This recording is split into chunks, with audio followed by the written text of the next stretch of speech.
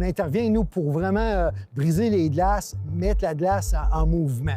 Il faut que ça bouge, il faut que ça circule. Ça peut arriver des fois qu'il y a beaucoup de glace, qu'on fait des interventions, des escortes pour faciliter puis pour ouvrir la route aux navires commerciaux. Mais de base, notre priorité, c'est vraiment le contrôle des inondations.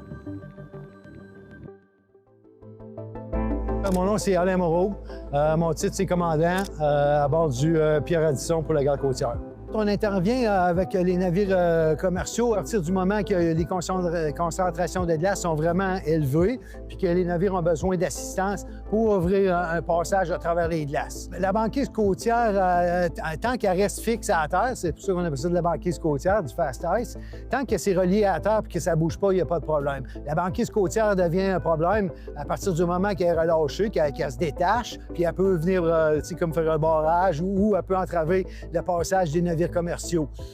C'est ça, parce que la banquise côtière est généralement quand même assez épaisse, là.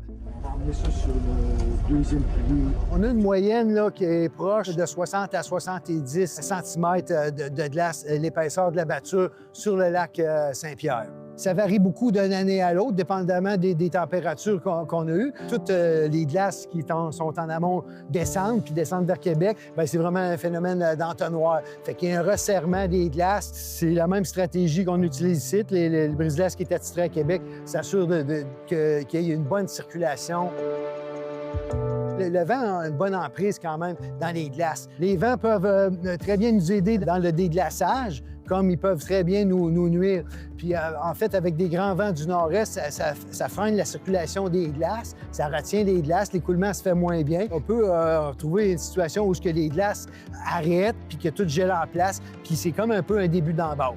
Fait que autant que le vent peut nous aider à clairer la glace qui est brisée vers l'aval, des bons vents de l'ouest, sud-ouest, ou des vents qui vont être plus nuisibles, comme des vents, mettons, est-nord-est. S'il y a des morceaux de batture qui lâchent en amont, ça descend vers les ponts. On fait une grande courbe avec ça là, pour que la glace circule bien. Le pont crée une restriction, puis c'est un bon point pour le début des arrêts de glace.